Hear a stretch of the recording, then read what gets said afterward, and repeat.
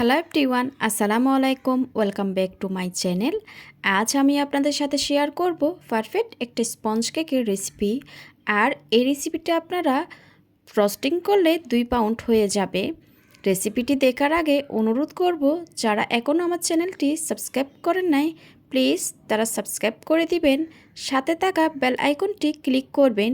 এতে করে আমি কোনো রেসিপি আপলোড করলে আপনারা সাথে সাথে নোটিফিকেশন পেয়ে সবার আগে ভিডিওটি দেখতে পারেন। আর এই রেসিপিটা হচ্ছে আমার বিজনেসের একটা সিক্রেট রেসিপি। বরাবরের মতন আজকের রেসিপিটাও আপনাদের ভালো লাগবে। চলুন তাহলে রেসিপিটি দেখে নেওয়া যাক। প্রথমে একটা পাত্রে রুমের স্বাভাবিক তাপমাত্রায় 4টা ডিমের সাদা অংশ নিয়ে নিয়েছি। ডিমটা ফ্রিজে থাকলে 1 থেকে 2 ঘন্টা আগে ফ্রিজ থেকে বের করে রাখবেন। এবার এই সাদা অংশের মধ্যে হাফ টেবিল চামচ ভিনেগার দিয়ে দিচ্ছি। আপনারা চাইলে ভিনেগারের পরিবর্তে লেবুর রস দিতে পারেন। এবার 1 মিনিট পর্যন্ত বিট করে নিব। এখন এর মধ্যে দিয়ে দিচ্ছি 2/3 কাপ চিনি। বিটারের সাহায্যে মিডিয়াম স্পিডে 2 থেকে 3 মিনিট বিট করে নিব। 1/3 কাপ দিয়ে 2বার দিলে 2/3 কাপ হয়ে যায়। আর চিনিটা আমি একবার দিব না, 3 থেকে 4বার করে মিশাতে থাকবো। এভাবে মিডিয়াম স্পিডে বিট করতে থাকবো। আপনারা অনেকে বলে থাকেন ডিমের ফোমটা তাড়াতাড়ি হয়ে যায় আর চিনির দানাটা গলে যায় না। আপনারা যদি এভাবে চিনির দানাটা 4 থেকে 5বার করে মিশাতে থাকেন আর মিডিয়াম স্পিডে বিট করেন, তাইলে আপনাদের চিনির দানাটাও একদম গলে যাবে। আমি মিডিয়াম স্পিডে 3 থেকে 4 মিনিট মতো বিট করে নিয়েছি। এরপর হাই স্পিডে 3 থেকে 4 মিনিট মতো বিট করে নিয়েছি। যখন এরকম সাদা আর ফোমের মতো হয়ে আসবে তখন বিটারের কাঁটা অফ করে দিব।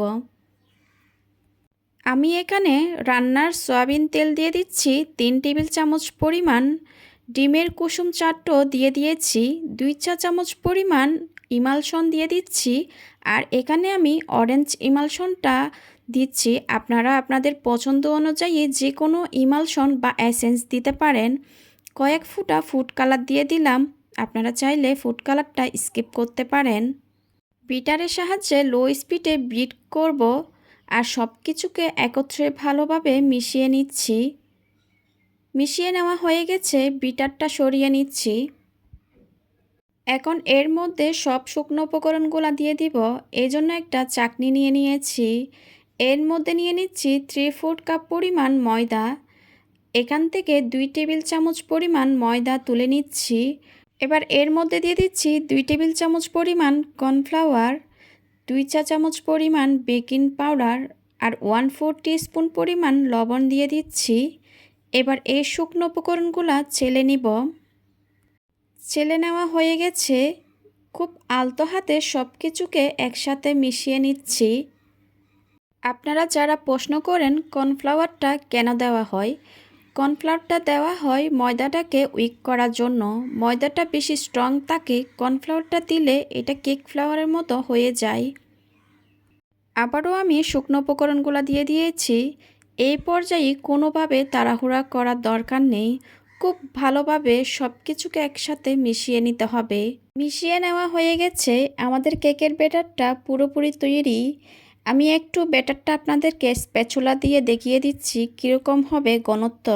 ওভেনটা আমি 10 মিনিটের জন্য প্রিহিট করে নিয়েছি 160 ডিগ্রিতে। এখন একটা 9 ইঞ্চি মোল্ডে সম্পূর্ণ ব্যাটারটা ঢেলে নিব। আর মোল্ডে আমি একটা লিকালিকির কাগজ দিয়েছি। আপনারা চাইলে বেকিং পেপারও দিতে পারেন। আর আমি কোনো তেল ব্রাশ করি নাই। এবার একটু টেপ করে ওভেনে দিয়ে দিচ্ছি 25 থেকে 30 মিনিটের জন্য। আপনারা যদি একটু উঁচু হাইটের কেক চান সেক্ষেত্রে আপনারা 8 ইঞ্চি মোল্ডে বেক করতে পারেন। কেকটা আমি ওভেন থেকে বের করে নিয়েছি। অনেকে কেকের উপর ভেজা ভাব থাকে, আপনারা অবশ্যই দেখতে পাচ্ছেন আমার কেকের উপর কিন্তু কোনো ভেজা ভাব নাই। আপনারা স্ক্রিনে দেখে বুঝতে পারছেন কেকটা কতটা উঁচু হয়েছে আর স্পঞ্জি হয়েছে। আমার কেকের ব্যাটারটা খুব পারফেক্ট ছিল, এজন্য এরকম হয়েছে। আপনারা যদি হুবহুব আমার রেসিপি ফলো করেন তাইলে আপনাদের কেকটাও এরকম সফট হবে। আমার আজকের ভিডিওটা যদি আপনাদের ভালো লেগে থাকে প্লিজ সাবস্ক্রাইব করে দিবেন আর সাথে থাকা বেল আইকনটি ক্লিক করবেন। আমি কেকটাকে একটু লেয়ারিং করে দেখিয়ে দিচ্ছি। এই যে দেখুন কেকটা ভেতরটা কত সফট হয়েছে আর কতটা মোটা আছে সেটা আপনাদেরকে দেখাচ্ছি। আপনারা চাইলে কিন্তু 3 থেকে 4টা করতে পারেন লেয়ারিং। আজকের ভিডিও দেখার জন্য সবাইকে অনেক ধন্যবাদ। সবাই খুব ভালো থাকবেন। আল্লাহ হাফিজ।